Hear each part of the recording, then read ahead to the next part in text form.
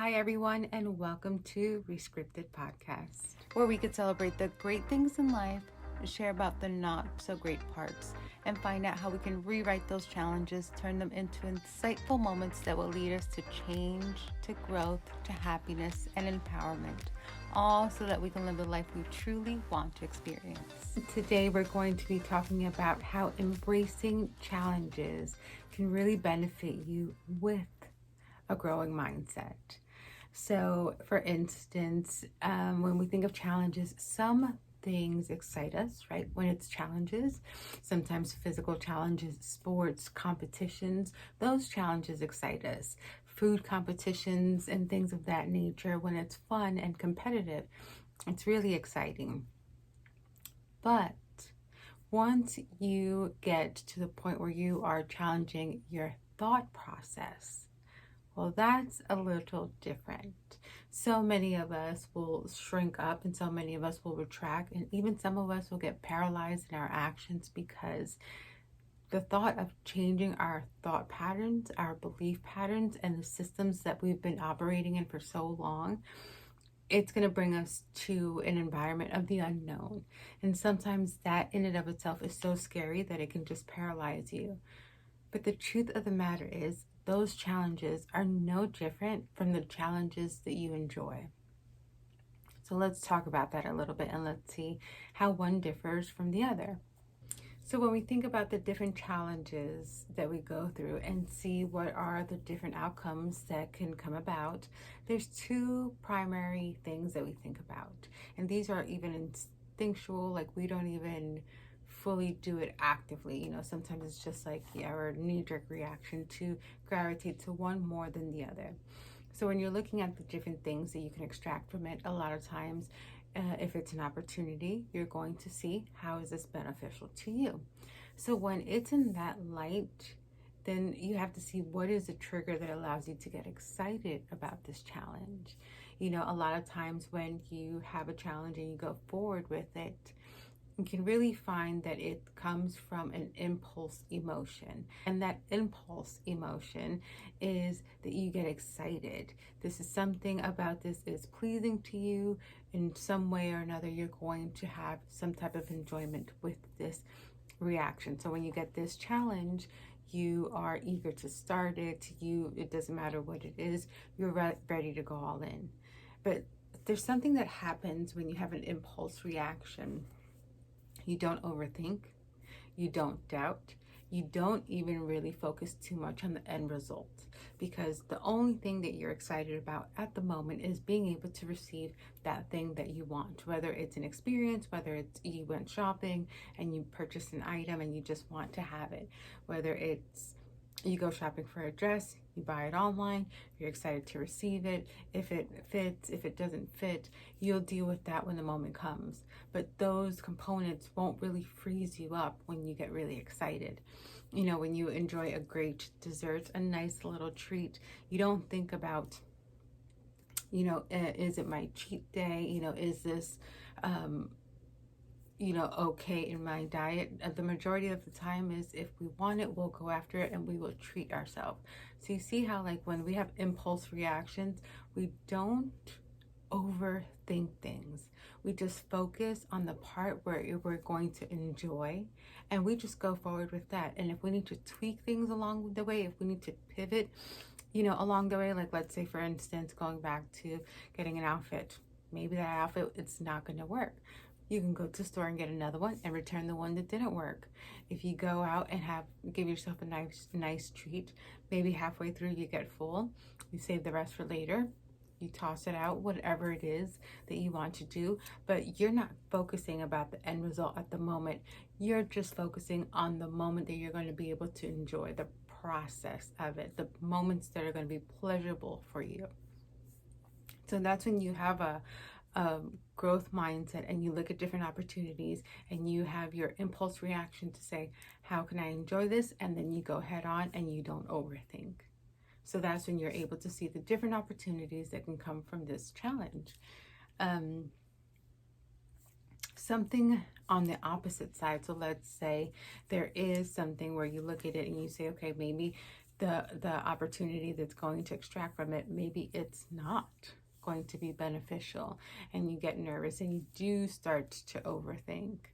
Now, the reason why you feel that way, you have to see what's the difference, right? So there's one where you are going to have like a knee-jerk reaction, an impulse of emotion, right? Where you associate some type of enjoyment from. But then the other one, you're going to start doubting, you're going to start fearing. And why is that? When you come across a challenge that you don't feel comfortable with, a lot of times is because you're not able to see the pleasure component from it. So you don't know how to find enjoyment of it because it's almost in an area where it's unknown, right? Something that's making you come out of your comfort zone. So in this particular side of it, you look at it and you say that it's more of a high risk because you have to grow. You have to change your mental perception of things. And sometimes we get so solidified in what we do that merely just we will allow ourselves to go through more physical challenges than we allow ourselves to go through mental challenges. And the crazy thing is, with your mental challenge, it's just a mind shift. It's a different perspective, seeing things in a different way. And you'll get so much more benefit out of it if you're able to see that if something's working for you in a moment in time, and then you get to a certain place in life where it no longer serves you to operate in that way, right?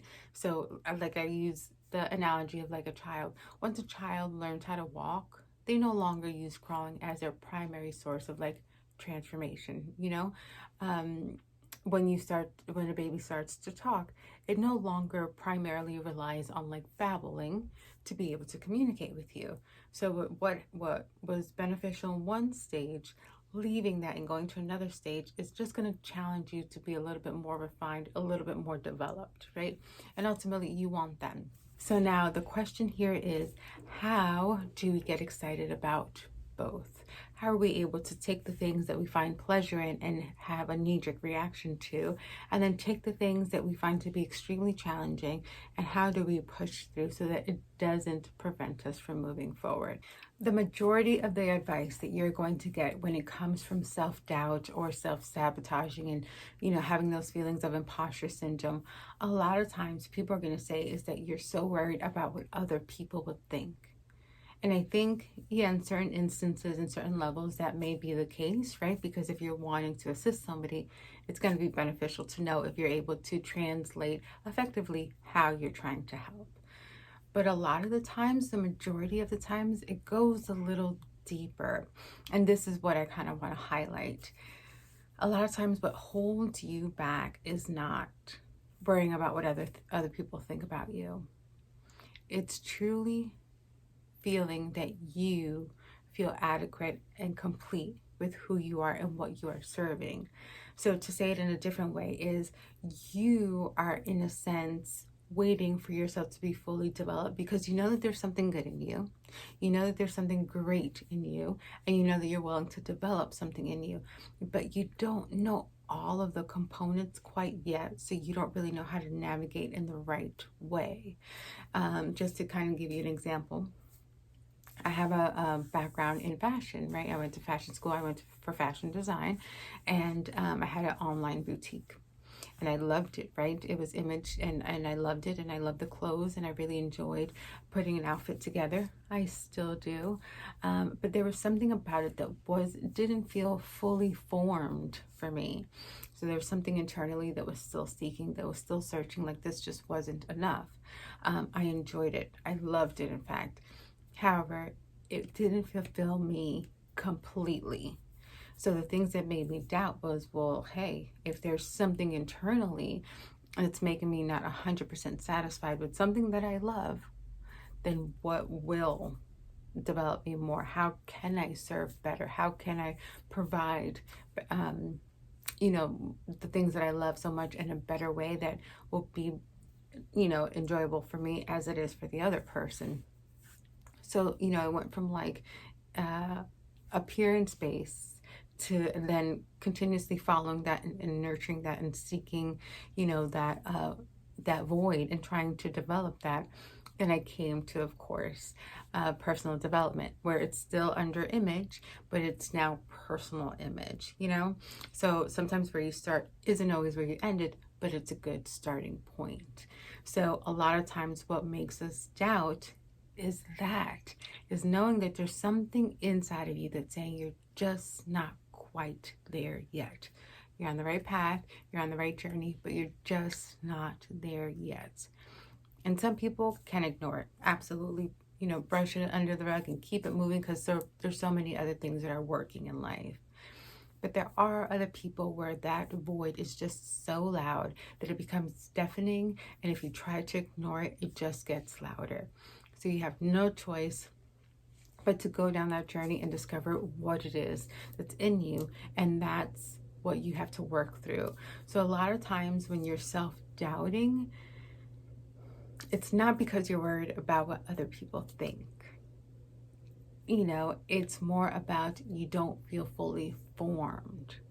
So you don't show up, because you feel like, well, I don't want to give them a looped down, watered down version of what I'm trying to say. Or if I can't convince myself, how can I offer something to somebody and convince them? You really end up using yourself as a barometer of how successful you are to the level in which you are able to understand what you're really working towards, what you're really made of. And that's truly what gets us stuck. Because at the end of the day, whether somebody has an opinion of you or not, that's none of our business, right? And a lot of times the people that may have an opinion about us, we can certainly have an opinion about them. And there's probably a lot of things we could look and assess and say, well, we don't really agree with some of their actions. So it's not so much that we're worried about what other people have to say or what other people think. No, I think in the beginning, of course, when you're ready to launch something, sure. But ultimately, the thing that will hold us back the most and the things that will make us doubt the most is knowing that there's something bigger and better and more profound in us, and we just haven't fully developed it yet. And we don't want to deliver it in a way where we feel like we're still inadequate in doing so. So that's why a lot of times when you self-doubt and you self-sabotage, you don't stop. You don't stop what you're doing. You don't, you don't claim defeat. What you actually do is start working on other components that are easier to understand, that are surfacing, coming up to the surface, that you are able to digest it and work through it until the core root comes to the surface and you're able to distinguish what precisely that is. Because there's this thing inside of you. It's calling you, it's navigating you, it's pursuing you as much as you're pursuing it. And I'm telling you, there's so many people that choose to ignore it, and that works for them. And it's okay, it works for them. But there's other people that it doesn't. And the challenge that you go through in this journey is saying, okay, if this is all supposed to work for my benefit, how is it benefiting me? And in that process, you're able to see what you're in alignment with and what you're not, and why. And that way you don't take things so personal. You don't make yourself the kind of villain in your own story that things don't work out for you. You don't think like that at all, because you realize there's some things that are beneficial and some things that are not. And you just look at it from that point of view, and you're able to distinguish, this challenge is growing me to XYZ, develop in this area, perform better, and then you're able to look at other things and say, well, you know what, this really isn't like the greatest component to lend for this growth. So maybe we no longer need it, so I would advise you to assess those things and see in your life what you're willing to go through, the challenges that excite you and the challenges that make you scared. Because ultimately, you want to embrace all the challenges like you do competitions. You want to be eager. You want to find the pleasure in it, because these challenges, even the uncomfortable ones, are building you, and they're building you in such a better way than those other challenges that you deem to be fun, because those are just enjoyable for the moment, right? But nonetheless, it builds a skill. If you're going through like a physical competition, you get stronger, right? Look at all of those people doing American Ninja Warrior. You know, a lot of them started just being good athletes, and that now they became these like amazing athletes that are able to do things that were unthinkable, right? All because you consistently challenged yourself. Look at these different chefs and cooks and, you know, bakers, all these beautiful cakes that you're able to see on social media, and you see some people's starting point where, you know, you could tell they were a student at that time, and now they show you where they're at, and now you can see that they are a master, and they were able to take themselves through those challenges and realize there were some techniques they were using in the beginning that wasn't really refined enough to give them the results that they have now. But they took the opportunity, they took the chance to pivot how they operated, and it worked out great for them. So it's the same thing with your mindset. If your mindset is lending itself to you, where you have great opportunities, where you're able to see the benefit in everyday life, because there is a benefit to every day, then it's working for you, and you're constantly developing and you're constantly evolving. But if you're so scared to change your mind perspective, you're so scared to try things in a new way that's going to ultimately benefit you, you find out what's going to truly benefit you, then you'll never really know what's your maximum potential, because you're cutting that off for yourself, you know?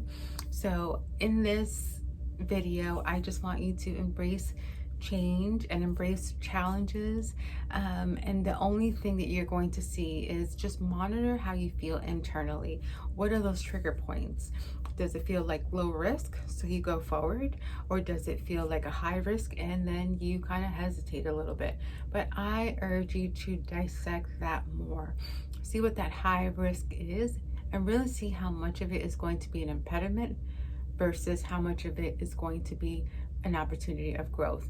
And if you can determine that it's going to be an area of growth, then I advise you to find a way to enjoy it just like you enjoy the other ones, because nonetheless, when you go from a starting point to a master point, it's a beautiful journey. It's a beautiful journey that nobody can stop you except you. So do yourself the favor, do not get in your way. Do not look at your challenges like life is trying to take you out, because it isn't. It's actually trying to build you up in the best way possible. And today's challenges will be tomorrow's achievements, and so on. So you're going to continuously grow, and you're going to continuously be able to contribute to life in a way that's meaningful for you. So a lot of times, think of that. When you come to a point in life, in a crossroad in life, where you're doubting yourself, ask yourself why. Ask yourself, what about this growth process is scaring me, is nervous, is making me hesitate? What area do I need to develop in? And a lot of times, if you allow yourself, that journey will unfold on its own. You may not know precisely how. You may have one vision and it unfolds in a different, but nonetheless, allow yourself to go on your personal journey of finding of alignment and what is going to grow you, because ultimately that's where you're going to live your best life. As long as you continue to want to stay the same, you're not going to be able to grow. You know, life is always evolving, constantly moving, and the best way to move forward is to be your authentic self. And the best way to detect that is doing internal reflections and doing that self-development.